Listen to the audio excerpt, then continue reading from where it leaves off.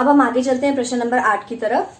प्रश्न नंबर 8 है 30 degree Celsius के 1 लीटर जल को 50 डिग्री सेल्सियस के 1 लीटर जल के साथ मिलाया गया, मिश्रण का ताप क्या होगा?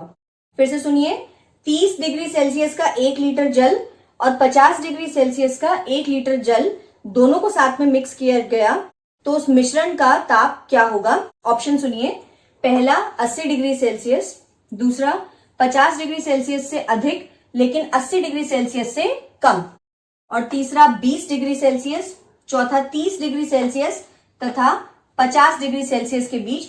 इसका सही उत्तर क्या होगा? अब देखिए, जब दोनों मिश्रण को मिलाया गया है तो जो दोनों का तापमान है उसी के बीच में रहेगा मिश्रण का तापमान, क्योंकि और ऊष्मा उसे कहीं से मिल नहीं रही है तो बाकी ऑप्शंस जो हैं वो ठीक नहीं बैठते हैं। नहीं ऊष्मा अभी इतनी जल्दी कम होगी, तो जैसे ही मिश्रण को मिलाया जाएगा दोनों का तापमान उन दोनों तापमान के बीच में ही रहेगा। तो इसका सही उत्तर है घ, 30 डिग्री सेल्सियस तथा 50 डिग्री सेल्सियस के बीच। अब हम बढ़ते हैं प्रश्न नंबर 9 की तरफ। मैं प्रश्न पढ़ रही हूं।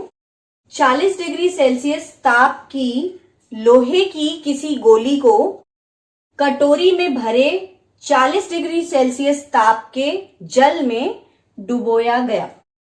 इस प्रक्रिया में ऊष्मा क्या होगी? पहला ऑप्शन, लोहे की गोली से जल की ओर स्थानांतरित होगी, दूसरा, न तो लोहे की गोली से जल की ओर और न ही जल से लोहे की गोली की ओर स्थानांतरित होगी, तीसरा, जल से लोहे की ओर स्थानांतरित होगी, और चौथा है दोनों के ताप में वृद्धि कर देगी। देखिए प्रश्न क्या है कि दोनों ही लोहे की गोली और पानी, जल, दोनों का तापमान कितना है? 40 डिग्री सेल्सियस। इसका अर्थ क्या हुआ? दोनों का तापमान सेम है तो ऊष्मा जो है वो किसी भी ओर स्थानांतरित नहीं होगी। तो इसका कौन सा ऑप्शन सही है?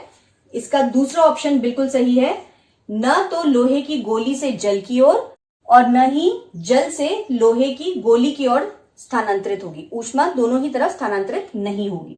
इसका सेकंड ऑप्शन बिल्कुल सही है। अब देखिए प्रश्न नंबर 10। प्रश्न नंबर 10 है, लकड़ी की एक चम्मच को आइसक्रीम के प्याले में डुबोया गया है, इसका दूसरा सिरा क्या होगा?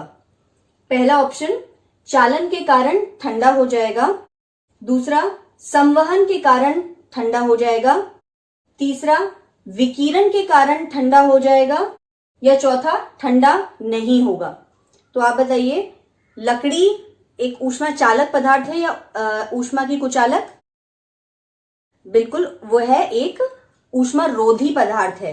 तो इससे क्या होगा? इसका अर्थ क्या हुआ कि जब लकड़ी की चम्मच को आइसक्रीम में डुबोया जाएगा तो उसका दूसरा सिरा, उस पर कोई असर नहीं होगा, वो ठंडा नहीं होगा। तो इसका घ पार्ट बिल्कुल सही है, ठंडा नहीं होगा। अब हम आ गए इस पार्ट के आखिरी प्रश्न की ओर। प्रश्न नंबर 11, स्टेनलेस इस्पात की कढ़ाई में प्राय कॉपर तांबे की तली लगाई जाती है, इसका कारण क्या हो सकता है? पहला ऑप्शन, तांबे की तली कढ़ाई को अधिक टिकाऊ बना देती है, दूसरा, ऐसी कढ़ाई देखने में सुंदर लगती है, तीसरा, स्टेनलेस इस्पात की अपेक्षा तांबा ऊष्मा का सुचालक है यानी अच्छा चालक है, और चौथा, स्टेनलेस इस्पात की अपेक्षा तांबे को साफ करना आसान है। तो हम यहाँ सफाई और सुंदरता की बात नहीं कर रहे हैं, हमें क्या देखना है? हमें ये देखना है कि ऊष्मा का अच्छा चालक कौन है। तो तांबा जो है वो स्टेनलेस इस्पात की जगह ऊष्मा का अच्छा चालक है, सुचालक है। इसका सही ऑप्शन तीसरा है, स्टेनलेस इस्पात की अपेक्षा तांबा ऊष्मा का सुचालक है। और इसी के साथ हमारा ये पाठ खत्म होता है। NTPC Faridabad and Chief Minister's Good Governance Associates Program with Star Teachers of Faridabad.